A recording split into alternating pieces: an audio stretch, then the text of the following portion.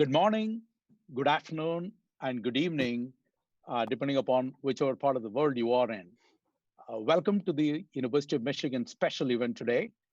We have Tom Finholt, who is the Dean of our School of Information at the University of Michigan, and our special guest, Mr. Brad Smith, President of the Microsoft Corporation. Uh, Mr. Smith has been at Microsoft for more than 27 years now. He leads, an organization within Microsoft of more than 1,400 professionals who are technology professionals, legal, business combination, spearheading, policy and strategy at Microsoft. Uh, Mr. Smith has also been a very successful co-author of a recent book titled Tools and Weapons, where they passionately argue the importance of tech companies and governments to work together as technology permeates every aspect of a business corporation or society. So with that, welcome, Mr. Smith. Thank you. Thanks for having me. It's great to, I can't see everybody, but it's great to be with everybody nonetheless. And so I'll start with, we'll keep this conversational and we will be welcoming questions from the audience as well. To start with some of the initial questions, myself and Dean Finholt is going to kind of tag team here. I would start first, Mr. Smith, Microsoft is one of the leading tech companies and we are, as a nation in this crisis that we all know, and we are in this new mode. Can you share with us, how Microsoft's leadership and Microsoft as a company is coping with, with this crisis, and what steps have you taken? And also, more as a tech company, of course, platforms like your team and different collaboration teams have become, these tools have become so important today. What are the steps has Microsoft taken to, help the community? Great. Well, first of all, call me Brad. Okay, great. Thanks. To some degree, I think it's been easier for us as a company than it probably is for many or most, because we just keep using our own products to sustain our own operations, and that's what we've done. We moved very quickly to send employees home and have them work from home. And unless you're a Microsoft employee who's in a data center or some other place like that, you can work from home. And especially for people who write code, we get good productivity data about how much code people are checking in, and we use machine learning for quality and the like. And so we've been in a fortunate position. Our real role, if you will, is to support society more broadly. And as we've thought about it, there's really two big goals that we have needed to focus on that both rely on then sort of a third that's foundational. The first goal naturally is to address public health. This is a global public health crisis. And so we're finding that it is a crisis that decision makers need to address with data. Just think about it. In our lives, we have never had government officials making daily decisions that have had as profound an impact on literally whether we can leave our homes as we're experiencing right now. And all of these decisions need to be based on current data and modeling. And so, as you can imagine, we're very involved in that from local levels like the city of Detroit, all the way up to the World Health Organization, where we're spearheading a project to create literally a global data platform that every country in the world can plug into. We're having to work with healthcare authorities, whether it's strengthening supply chain operations, using AI. One of the more fascinating scenarios to me has been a health bot, an AI chat bot that we had coincidentally developed in the months before, but is now in deployment in 1,200 places around the world, so that if you want to know whether you should get a COVID-19 test, you can first go online, have this conversation, and you get the advice about whether that's needed. And just think about how that takes the burden off of people who are so overburdened right now, or doing work to pursue treatments and vaccines, the great science that is just an imperative. So all of this is being fueled by data. in the economy.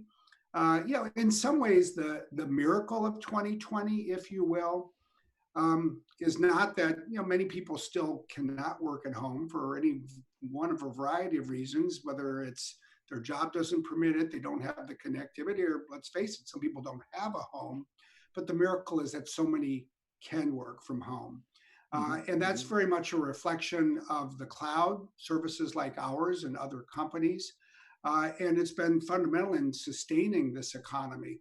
So we're focused on that. We're focused on especially supporting nonprofits. They are the first responders in the world today. We're the digital supporters of the first responders, to helping learning go remote. I mean, just think about this event that we're having. That's right. And then really trying to make sure that all of this is done in a way that protects security, protects privacy, protects people's digital safety. So in some ways, the truth is we have been busier than ever. And people are exhausted. I suspect almost everybody is in one way or another. But I think for the 150,000 people who work at Microsoft, it's also a really fulfilling time, because we feel that we're doing work that the world needs and that people value.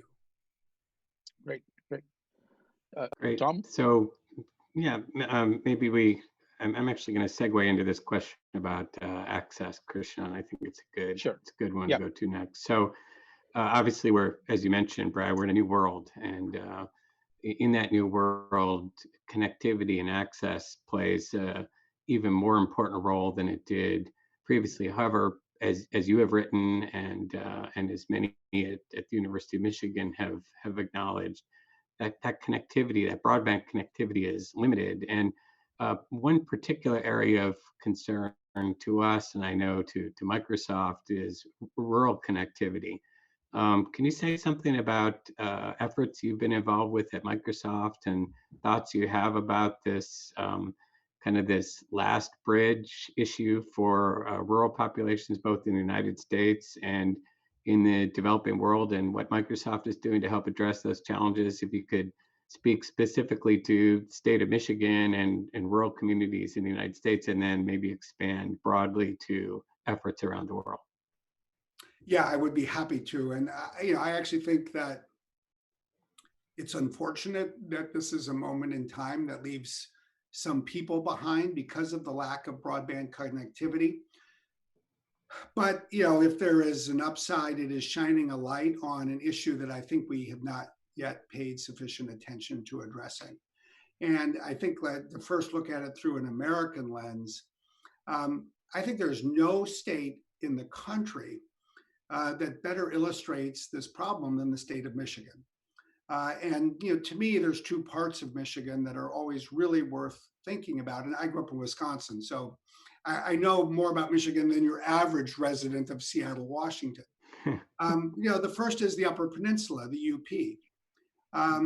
There you have rural communities that are very similar to rural communities, rural counties elsewhere in the country, where broadband coverage is very uneven.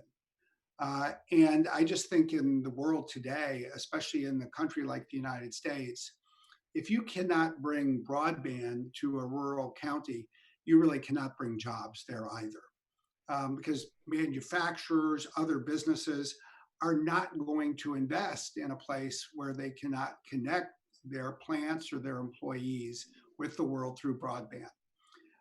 We've been very active in the UP, with projects, both companies based in Michigan and companies based in northeastern Wisconsin, to sort of map out the Upper Peninsula and bring broadband connectivity, including with new technology, specifically one called TV white spaces. Our project is called Airband. It uses wireless connectivity, the same part of the spectrum that terrestrial television has traditionally used. And we've also really tried to shine a light on what we believe are the two big federal public policy issues in this space in the United States. One is the lack of adequate mapping. There does not exist yet in the United States a reliable map of where exactly there is broadband coverage and where there is not. And the second is the proper role of government subsidies. In our view, the United States government does not need to spend more money than it does today to bring broadband to rural communities. It spends more than $8 billion a year. It just needs to spend it much more wisely, which frankly starts with knowing who has broadband and who does not. I would say though, especially because this is the University of Michigan, there is no urban center that I think better dramatizes the connectivity gap in urban areas in the United States than Detroit. As I'm sure you all know far better than me, but it's something that I've followed, that we have followed at Microsoft for years. There is a real gap in a place like Detroit that is, in large part a socioeconomic gap. But I think it also raises questions about how to make broadband more affordable in urban areas as well. And so I don't think we should lose sight of that. If you take everything we're talking about for the United States, it's all absolutely true writ large for the world as a whole. The best data suggests that globally today, probably about 57 or 58% of the people on this planet have access to the internet. It doesn't mean they have broadband access. It just means they have some access. But here too, you see huge disparities. And of course, in the global South, in developing countries, the gap is greater. There are parts of southern Mexico where people not only have no broadband access, they have no cell phone access. And with wireless technologies, we should aim to at least bring broadband over this decade to, let's say, all the places that have electricity. If we can get cables, on poles and under the ground to bring electricity to people's villages and homes, it should be easier for us to bring broadband, especially using new wireless technologies. And I just think we have to think of broadband as fundamentally the electricity of our time and see it as a fundamental engine of economic development and just socioeconomic equity. We're seeing some governments really lead with impressive policies. We've been partnering, for example, with the Colombian government. They're going to bring broadband to 4 million people this year if COVID-19 doesn't get in the way of that success. But we have a lot of work to do. I think that's the short story. But I really think this is one of the important causes of our time, and we should treat it that way. Great, thanks. I will actually take the discussion to a little bit about your book that you co-authored, Brad. In that book, by the way, I really liked, enjoyed reading the book. You make an argument, very convincing argument about the significance of managing the balance between privacy and public safety, right? And the importance of both the technology companies and government in that management of the balance. And you give examples of cases like, it's a very nicely put example of tracking terrorists in Pakistan and in the trade-offs that you face there. And then, of course, all of us know about the famous California shooting and the FBI wanting to open the iPhone and the challenge and the dilemma that we faced with the tech companies there. Now, I think interestingly, the current public health crisis we are in, right? It's kind of different because the earlier examples were all about privacy of the bad actors in the society, right? I mean, and then we were trying to trade off that. But now it looks like, some of the solutions being suggested or being talked about, where every citizen has to, balance, a trade-off between privacy and their individual privacy and public safety. What is your opinion in that? Well, I think it is a fascinating question, and I think it's one that is one of the questions of 2020 in the context of fighting this war against COVID-19. And I think it is a battle, if you will, that will probably create lessons that we'll be discussing throughout this decade. So it's a great question. And Carol Ann Brown, my co-author of the book, is online with us today. And one of the things that she and I have had the opportunity to do, even just during the last week, is meet with government leaders around the world and talk with them. And so this is one of the topics that come up. And interestingly, one of the first things that European leaders say is, look, we're not going to compromise privacy in order to address this. And this, the big scenario in which it's discussed is so-called tracking and tracing apps. The notion that you would have an app on your phone, it might do a Bluetooth handshake with every phone that you come into contact with within a certain number of feet for a certain amount of time.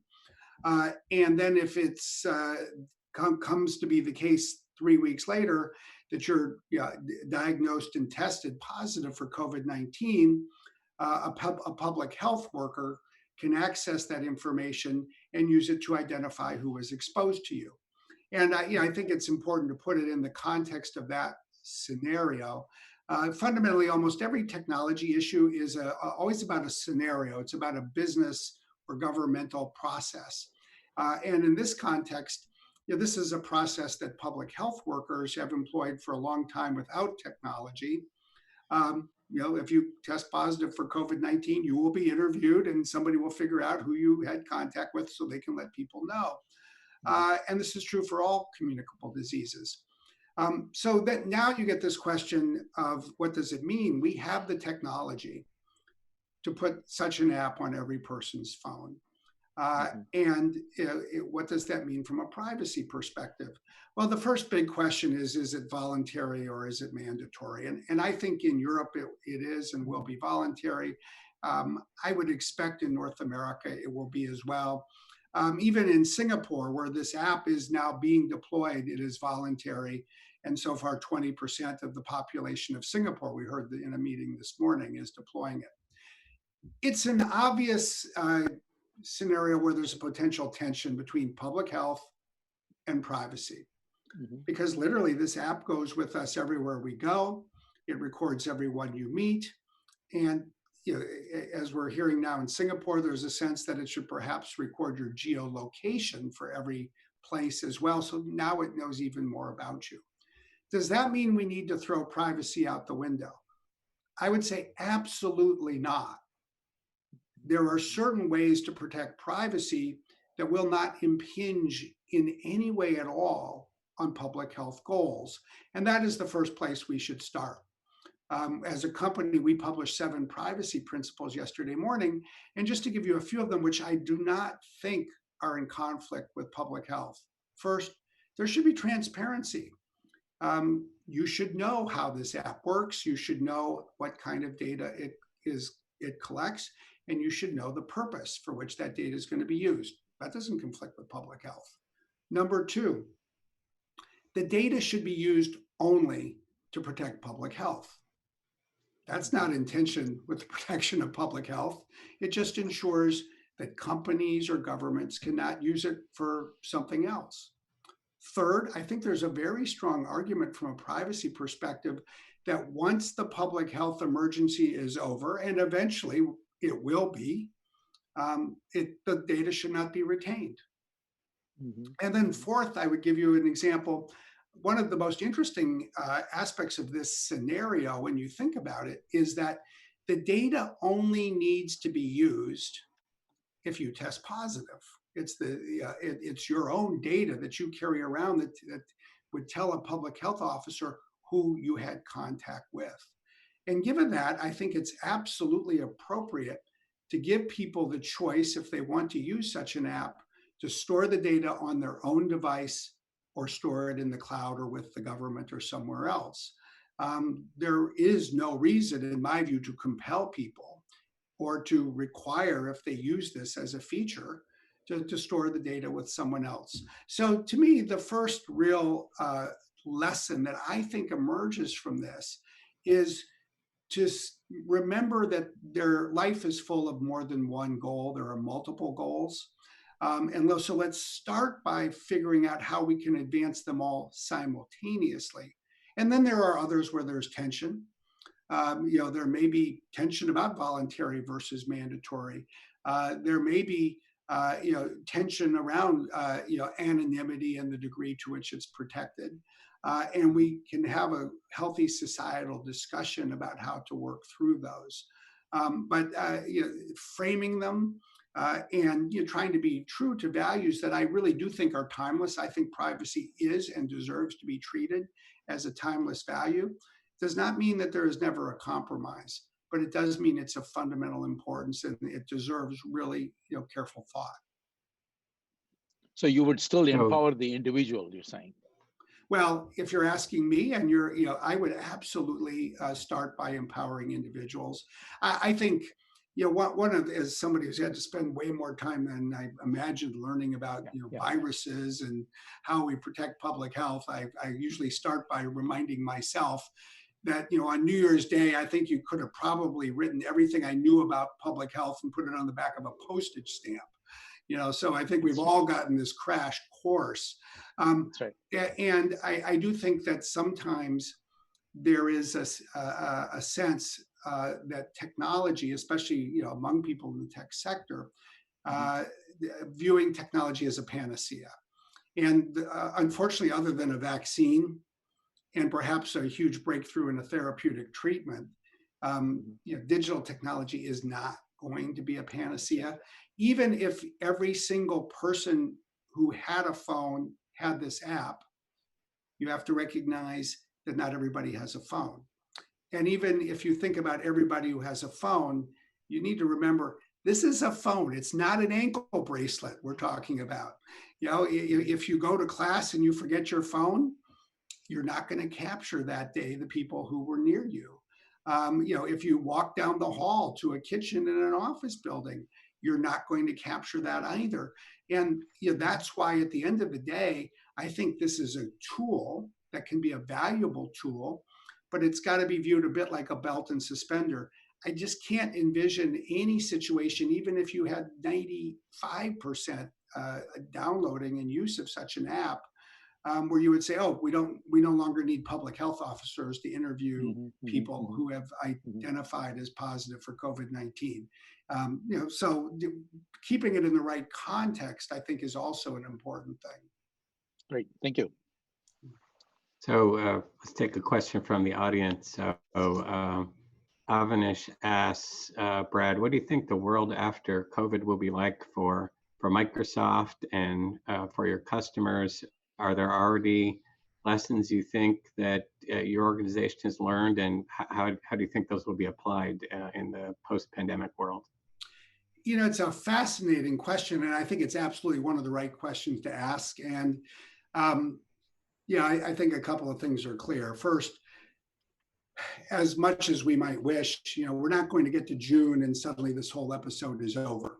Until we have widespread vaccination, we're going to go through from this first phase where everybody's home to a second phase where we're back to work, but we're probably, call it 12 to 24 months away from broad vaccination, and therefore back to the world as it used to be. And so we need to think about this as something that goes in phases. Now, when you put it in that context, I do think it helps you answer the question. And clearly, this is rapidly accelerating the digitization of our economies. It's like any war, albeit this one being a war by humanity against a virus. But one of the things wars do, when you look at them in hindsight, is they vastly accelerate certain trends that were underway already. I think of World War II as a great illustration of this.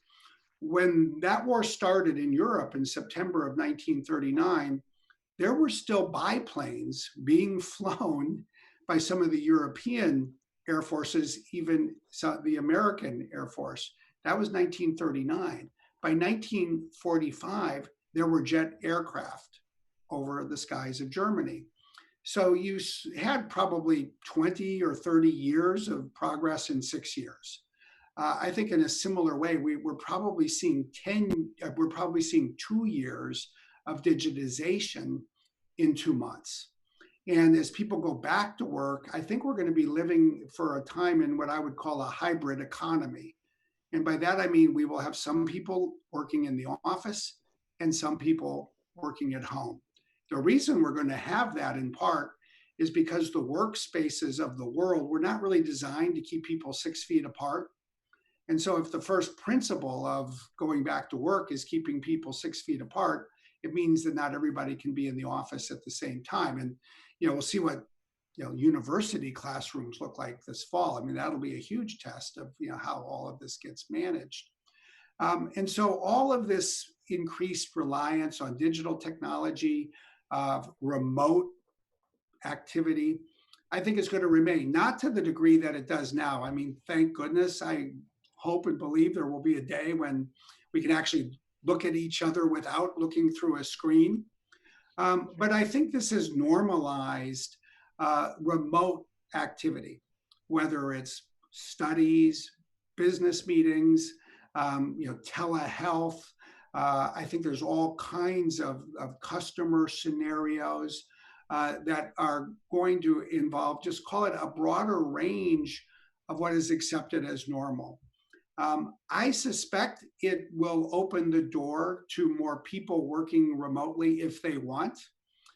It won't surprise me if large employers become more accustomed to having more employees geographically distributed in ways that tend to be the exception rather than the norm today. It's definitely accelerating the features that you see, whether it's Zoom or our product, Microsoft Teams, and the use of cloud services across the board. So that is the one point I would start with as a fairly clear indication of an ongoing trend. I do think there's a second thing that comes from that very directly, which is more people are going to need more digital skills in June of 2020 than was the case in January. And even as we get people back to work, we're going to have to figure out new ways to provide people with access to digital skills. And that's something that we naturally are focused on, given that we own LinkedIn. And we're looking at all of our learning and skilling opportunities. And I think this is another accelerant of what we're going to see in the world. I think there's another really interesting dimension we're thinking about. We were having an interesting conversation about it this morning in the context of education and schools.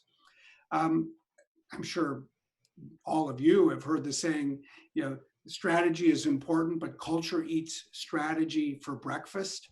That's right. So, the first conversation that I think people are having, certainly in the business community, in the tech sector, what's the strategy to improve our products, to deploy digital services, to close the broadband gap, to get devices into people's hands. But ultimately, you realize that if a teacher is going to teach a class with a classroom of students who are all remote, it really requires a cultural transformation. It requires equipping teachers not just with the hard skills about how to use an app, but the soft skills of how to manage a classroom. And I think we'll see all of that as well. The one last thing I'll just leave you with is, to me, one of the most sobering questions, I think, in all of this. If you look at the last decade, I think the acceleration of digital technology has also exacerbated a digital divide. It's created a data divide. It's led to greater inequality, income inequality, as well as educational and connectivity or internet inequality. And I think our great challenge as we look beyond this is to find ways to make sure that this even more rapid and more ubiquitous adoption of digital technology doesn't continue to exacerbate all of the inequalities in life in so many countries today. I think one of the things we're seeing is sort of the political strains of trying to hold a community or a country together when these divides are so great. And I think that will become an increasingly important and prominent part of the public discourse. It already has, obviously. But I think that makes these issues even more urgent. Yeah, I just before we leave this point, I want to share some data. At the University of Michigan, when we went completely online in mid-March, we jumped from 200 video conferences a day to 20,000. And in the first 3 weeks of online operation, we accumulated 95 years of video conferencing in 3 weeks. So yeah, and imagine, I mean, that, you know, we've lived this, supporting universities and schools around the world. It's amazing. And then you think about, you know, what an asset that digital content is, but then you also, you know, what a security issue it can be if things are hacked, what a privacy issue it can mean just to have so much being recorded, especially if people thought they were having a more private conversation. It's a fascinating data point. So Brad, just follow-up question. There's a question from the audience. Padma is, you know, asking a question about your thoughts on how education may change. Certainly, Microsoft has been both an investor from a business standpoint and also a great supporter from a philanthropic standpoint, you know, for education in this country and across the globe. So, in the new normal that is emerging, how do you see education changing? Right? I mean, I think it's a really important question. I think it's a bit of a conundrum, and it's one, you know, where I feel personally torn because I see it from a few different perspectives. I, of course, see it from the perspective of a person who works at a tech company, and you know, I just think we're going to see rapid improvement in the capabilities of digital technology to deliver online classrooms, online learning. And I think that will, you know, become more important. And I do think that you know, we're going to see emerge you know, the ability for people to go online outside of formal educational settings and take more courses. I do think that we're going to see these online courses need to connect more with the kinds of tests and certificates that employers can look to have a sense of whether somebody has the skills they need. And so I think we should look to that connection to grow. You know, in the United States today, by our estimate, there are 800,000 different certificates that members of the American public have. And I think that points to a third challenge that the tech sector and a company like Microsoft will need to help address. One is you want to be able to have authentication for credentials or certificates. Think about it as basically a technology issue, because it basically is. If you want to sign on to, I assume, the University of Michigan network, you have to be authenticated so the network knows who you are and that you are who you say you are, and then it gives you access to the parts of the network that you are entitled to use. Well, in the same way, I think we're going to live in a world where if you type in that you have a certificate, you're going to need to have this authenticated. And I think that is actually a problem that the tech sector can solve over the next year or two, albeit in an interoperable way. I think the other thing that people are going to want to know is, of these 800,000 credentials or certificates, which ones do employers value? And you think about that like you're trying to choose a hotel in the days when we actually got to travel. And you can go to TripAdvisor. You know, crowdsourcing has proven to be a very useful tool to provide information to people about all kinds of things, from restaurants to air flights to hotels. It can do the same thing for the kinds of certificates. So, you know, think about this circle, or virtuous circle, that emerges that sort of starts with people learning more online if they want, or offline, you know, connecting it with certificates, connecting it with an authentication agent, and then ultimately, of course, with networks and each other and employers and jobs.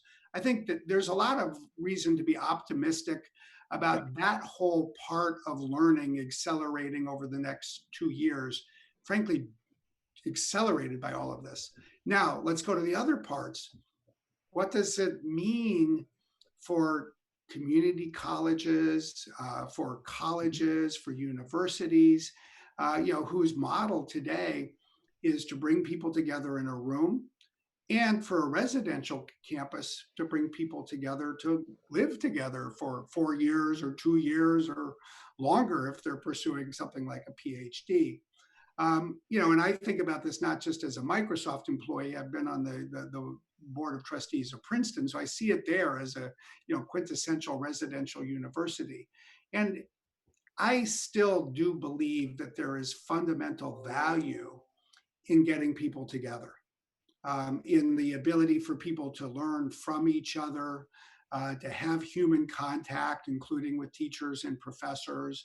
I think that where you can create opportunities for people to spend some critical years sort of growing up together, I think that's part of where great learning takes place. And so I don't myself dream of a world where we just look at screens all day and we don't spend time with each other. I think there is going to be room for more variety. I think the good news, for the frankly 2/3 of adult learners in the United States today who don't go to a residential college or university, is that I think that there will be more opportunities. I do think our residential campuses could be in for some strain depending on how long we have to go through this unusual time. But I think at the other end, I believe, and I very much hope myself, that this is going to be something that creates more options for people and that also supports a variety of educational models. I think that's what the country and the world would benefit from the most. Yeah, and if you combine that with your earlier point about the broadband connectivity in the rural areas, of course, solves the digital divide problem, right? Yeah. Well, yeah, it's interesting because in Washington State, like almost every state in the country, with the possible exception of Rhode Island, has urban areas and rural areas. And if you just take access to, say, a community college today, one of the things that we find is most challenging for people in rural communities is it may be a 60 to 120-minute drive from where they live to the closest community college. And at the same time, that individual may have no access to broadband. In a sense, those are the people who are most stuck in America today, I would argue, in terms of really finding it a difficult opportunity to pursue, even if they've got the means to pursue it. So there are a lot of good things that can come from closing the broadband divide and then creating a greater variety of skilling and educational opportunities.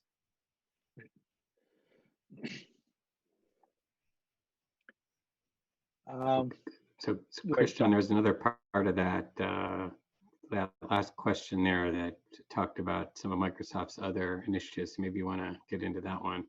Sure. I mean, there is, in fact, I'll actually first take I don't want to miss, there's a sports question. I mean, Stephen is asking that Microsoft is Teams as a platform will be on display this week in the NFL draft, and Microsoft has signed partnership with NBA. We are Michigan, so we'll certainly take one sports question.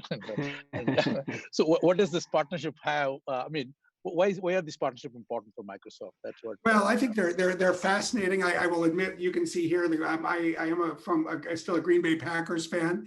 I realize that there are more Detroit Lions fans probably watching this, but we have two really important partnerships that I think go to different aspects of digital technology. With the NBA, we really have the opportunity to not so much change, but I would say augment the fan experience of watching a basketball game. And this we've had an opportunity to pursue as a company because one of the greatest fans of the Detroit Pistons in the history of the Detroit Pistons happens to be our former CEO, who unfortunately, for those of you in Detroit and as well as those of us in Seattle, happens to own the Los Angeles Clippers, namely Steve Ballmer. But Steve, including in his current vantage point at the NBA, has been very focused on the myriad of ways that we can use digital technology to augment the fan experience. Part of it is just real-time access to data, statistics. I mean, one of the great points that Steve makes is He thought running a tech company was a data-driven business, but he says, there's nothing like sports to put all of the data on public view, frankly, every day. How did you do in the game today? But to provide that in real time, to provide different vantage points from which a person can see a game. You can sit at home, and there will be opportunities, I think, in the future, to see the basketball court from different places, so to speak, different camera angles where you get to make the choice. As we think about holographic technology and our HoloLens technology, this is clearly something that will come at some point. We'll see whether it's a year from now or a decade from now. But it too can transform the experience of watching any kind of sporting event. We're using this, frankly, not just in sports, but in a variety of other ways, including, I might say, highlighting the oldest sport on the planet. In some ways, we're working with the Greek government in Olympia to sort of bring to life through holograms the ruins of Olympia, where the first Olympic Games took place. So you have that dimension. And then you have this fascinating exercise that we're all going to see Thursday, Friday, and Saturday of this week, at least if you're a fan of the National Football League.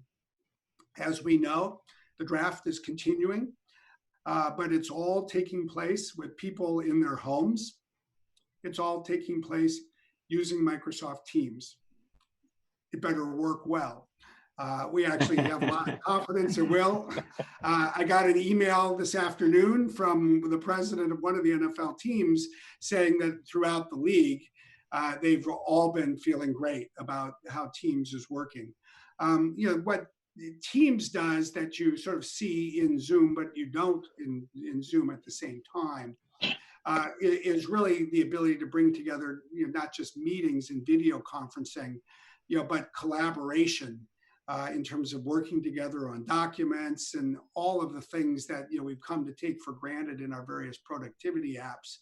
And so we see Teams as a platform that, in many ways, has not only what people are experiencing in Zoom as we continue to refine that part of the product, but what people have experienced in something like Slack and in instant messaging and document collaboration more broadly, and really a platform for lots of other apps to build on top of.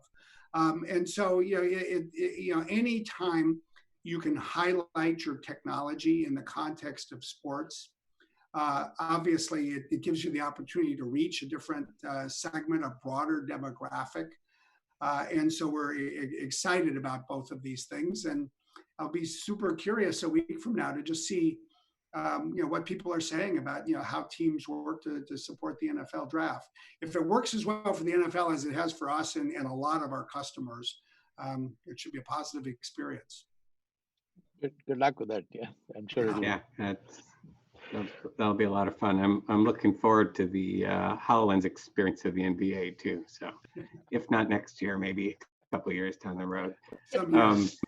Yeah, we're coming to the end of the academic year, and people are bringing to a close their careers at the University of Michigan, and they're turning to the next step, looking for jobs and employment.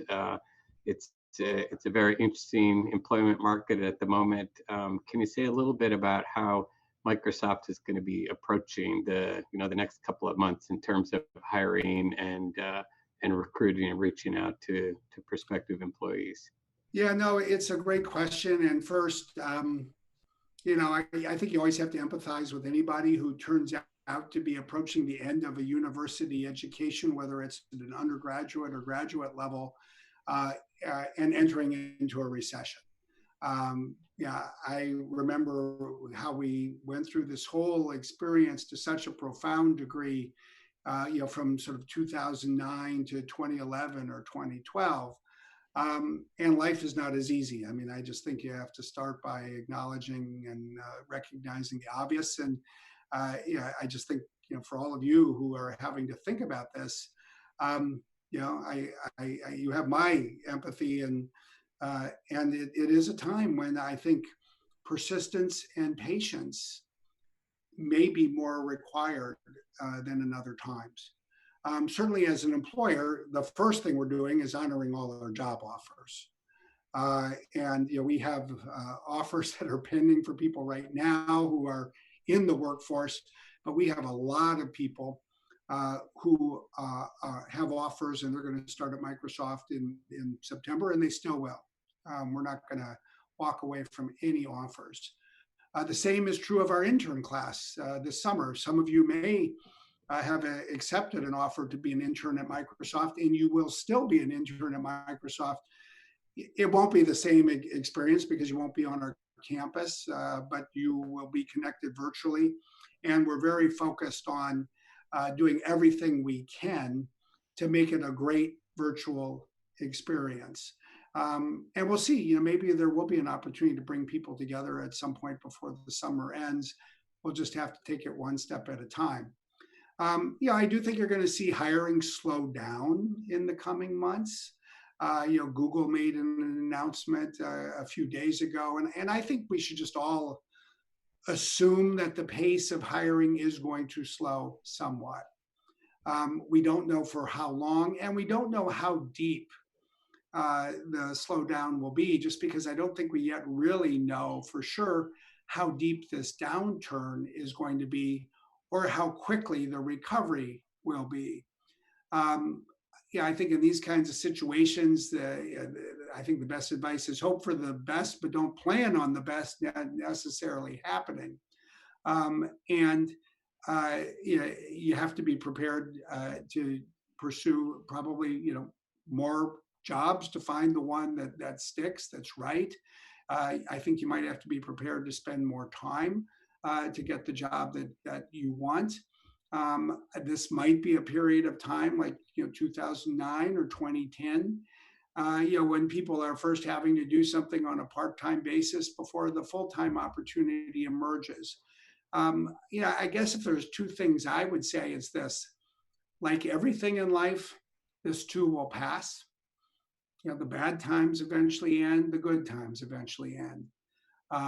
For somebody like me who's been at Microsoft for more than a quarter of a century, I've lived through the experience at a company where it seemed like there was no gravity and then that there was no hope. You just live through these different times, and of course, if you really have perspective, you realize there's always gravity and there's always hope. And I think that patience and persistence pay off. The other thing that you come to appreciate is that there are times when there are more jobs than people. There are times when there are more people than jobs, but there are never enough great people. To me, what it really says is whatever you do a great job. If you do a great job, it doesn't matter whether you're an unpaid intern. It doesn't matter whether it's the job that is not your favorite job. You do it well, and more opportunities will come your way. I always share the story of starting, right out of law school. A year later, after clerking for a judge, I went to a law firm. It was the biggest law firm in Washington, D.C. I dreamed of being put on an airplane and going off to Europe and doing an international negotiation. And instead, I was shown how to find the way down the hall to the file room. And I spent my first 2 months having to read through 110,000 pages of documents and create summaries of them all. And I ask myself every day, is this why I went to law school? I sure as heck hope not. But I resolved that I would have fun with it. I was going to do that job better than anybody had done that document type of summary before. And 3 months later, I was invited to leave the file room and do things a lot more interesting. I think if you approach things that way, the time through this will go faster. You'll learn more. You'll have more fun, and things will get better. But I think we may have a challenge. I wish I could say you won't. Yeah, Brant, building on that, optimism and hope. There is a question from Annie. Earlier you mentioned about how technology companies are now driving the new economy that we are in, and hence, again, to your point about how wars actually tend to amplify the trends, right? digital skills were getting very important, out there in the market, getting, in employability and various other ways. So the question Annie is asking is, what are your thoughts on reducing the disparities of digital skills, especially for disadvantaged group? Well, I think it's an imperative for us societally. And the first thing I would say is digital skills in some ways, almost break down into three categories, and it's worth thinking about all of them. The first and most basic is just sort of how to be proficient in using the devices and apps or applications that are commonplace. I think that increasingly is a prerequisite for life, certainly for success in life. So that's the first. The second is having some knowledge of computer science. I think is something that almost everybody should have. But I would say it's no longer computer science alone. It's really computer science and data science, which basically means some level of math and statistics. Those are sort of those skills that have become so important. But then the third part that I would really underscore is what I would call the liberal arts, as well as soft skills. The liberal arts, because given the impact societally, economically, of every one of these technologies, increasingly, I think as a tech company, we need people who can think broadly and not just go deep in a narrow intellectual silo. I think you're going to see a decade from now more liberal arts majors working in technology companies. We already see this as we work through the ethical issues for AI and the like. And at the end of the day, if you can write great code, you will go a certain distance in life. But if you can work well with other people, if you can be an effective part of a team, if you can manage other people, you're actually going to have even more opportunities and you're going to go even farther. So take that as the range of disciplines and skills that people need, and then put it through the lens that I think that you just asked, which is such a good one. How do we think about a country and a world where access to these skills, frankly, is so disparate? How should we think about the fact that even today we see far fewer girls or women studying coding in school or computer science in college? We see this amplified to such a great degree in the United States for people of lower economic backgrounds, people from racial minorities, people in rural communities. I think it's really a profound issue because with digital skills being sort of a gateway to economic prosperity, if we don't do a better job of leveling and creating more equitable access to these skills in the first place, this too is going to be just an area where we exacerbate all of the divides that really define the United States as a country today. So we have a lot of work to do. That's the first thing I would say. It's why getting more of these programs into public schools, in every school, in every part of the country, I just think has to be another one of our imperatives for this decade. It has to connect with the connectivity gap so that people don't face this homework gap when they get home. We have to figure out how to really make these subjects more appealing to more people so that it's not just a question of whether they can take it, but whether they feel it rewarding, whether they feel included when they do take it. So I just think it's a very important issue. We're making progress. I mean, that's the upside. But it feels like we're not making enough, and we're not making enough fast enough. And we need to use this, I would say, perhaps, to redouble our energy in this space. Great, thanks, Brad. We want to be respectful of your time. I mean, I want to apologize for many audiences. A lot of questions we could not get to as yet, but we all know that we are in the crisis, the pandemic, and we want to conclude this, moving away from this a little bit. A question about, we know that COVID has upended business operations, our way of life. But what is very impressive is Microsoft in the middle of all these things you've kind of launched in big sustainability initiatives like the planetary computer, where you're using technology to ensure that we live, a better planet for the safer and better planet for the future, right? So can you talk to us a little bit more about that? Is very impressive, actually. Yeah, no, thank you. I mean, look, let's face it. COVID-19 is the issue of the year. But I continue to believe myself, I think we believe as a company, that sustainability will remain the issue of the decade. In the year 2030, we'll probably have a hard time remembering what did we call it and why was it called 19? And oh my gosh, that was awful, but it all is a dim memory. And yet I fully believe that every day in the year 2030, we're still going to be talking about the great sustainability challenges that we confront. And as we've really tried to study it, we've really tried to be what we call sort of science-led and data-driven. And we see 4 interrelated challenges around carbon, around biodiversity, around water, and around waste. So we took the first step forward in January, and that was about carbon. And we committed ourselves as a company to be carbon negative by 2030, meaning we'll be removing more carbon from the environment each year than we emit. We committed that by the middle of this century, 2050, we will remove from the environment all of the carbon that Microsoft has emitted as a company since we were founded in 1975.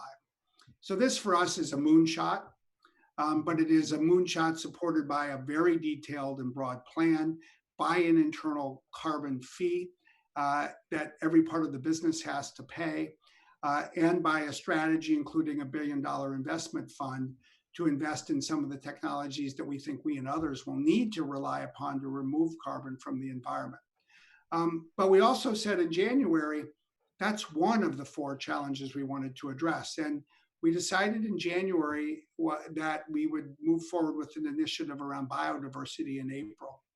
We announced it last week. It does include, as you referred to it, what we call it a planetary computer, namely a database of the world that we're working on together with a firm called Esri, a great partner, as well as a number of nonprofits, to literally map the world and all of the natural and environmental resources so that every country in the world can pursue a more comprehensive ecosystem assessment and pursue the kinds of public policies that are needed to protect our wetlands, to protect our coral reefs, to try to be more effective in stopping the decline of species, because we face, unfortunately, a daunting challenge in terms of the potential decline and extinction of more species, and that ends up affecting all of us.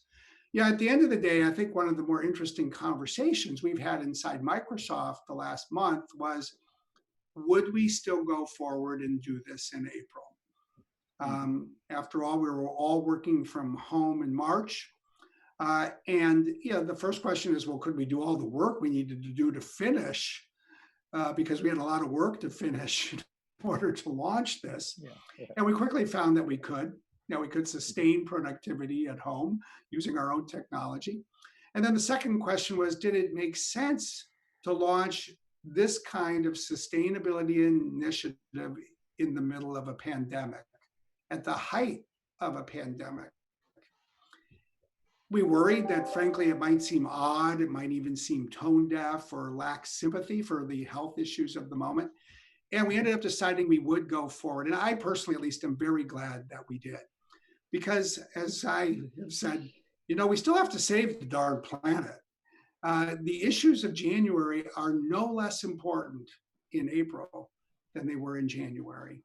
And I really believe that success is going to come to individuals and companies and governments that find a way to do more than one thing at a time. It always is that way. So every day our challenge and our opportunity is to make a contribution in addressing the COVID-19 crisis, and it really is a crisis, but to do all the other things that matter as well.